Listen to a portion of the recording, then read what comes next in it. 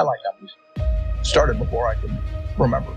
I knew I was going to be interested in stocks the rest of my life, but probably at the time I was, 8 or 9. I used to keep charts on all kinds of stocks when I was that age. My aunt gave me a world almanac, so I memorized the population of all of cities of any real size. But I just like numbers. My grandfather had a grocery store, and I used to buy Coca-Cola from him in 6-packs for $0.25 and sell them for $0.05 each. I sold the Saturday Evening Post door to door. I sold Ladies Home Journal. I had all kinds of little ventures. Not all hugely successful, I might add. I liked doing business early on. By far the best investment you can make is in yourself. For example, communication skills. I tell the students that come, they're going to graduate schools and business, and they're learning all these complicated formulas and all that. If they just learn to communicate better, both in writing and in person, they increase their value at least 50%. You have to be able to get forth your ideas, and that's relatively easy. I did it myself. I would follow my passion. I mean, whatever turns you on. I was lucky. I found something early that turned me on.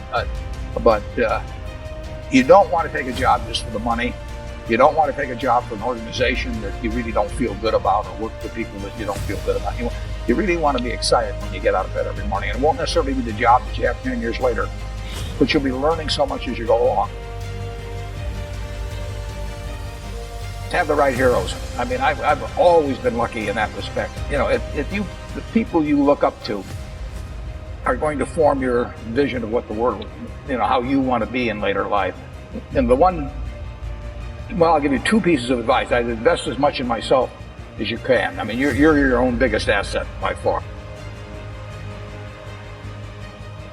You're going to make mistakes in life. I mean, there's no question about it. You don't want to make them on the big decisions, who you marry and some things like that. So there's no way I'm going to make a lot of business and investment decisions without making some mistakes. I may try to minimize them.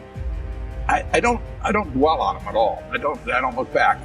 The triumphs in life are partly triumphs because you know that everything isn't going to be a triumph. And I would never get too hung up on mistakes. I know a lot of people that really agonize over them, and it just isn't worth it. I mean, tomorrow's another day, and you live it forward. Just go on to the next thing. I can certainly define happiness, because that's what I am. I mean, I get to do what I like to do every single day of the year. I get to do it with people I like. I tap dance to work, and it doesn't diminish. It's tremendous fun. So success is getting what you want, and happiness is wanting what you get. Well, I don't know which one applies in this case, but I do know that I wouldn't be doing anything else. I do advise you, when you go out to work, go to work for an organization that you admire, people you admire, because it'll turn you on, and you ought to be happy where you are working.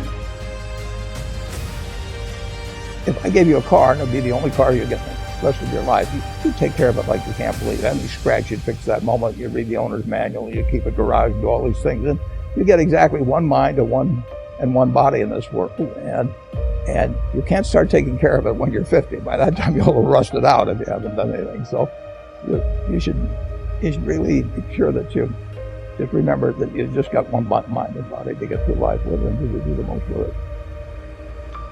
If you get to be 65 or 70 and later, and the people that you want to have love you actually do love you, you're a success. The best investment you can make is in yourself. If you invest in yourself, nobody can take it away from you.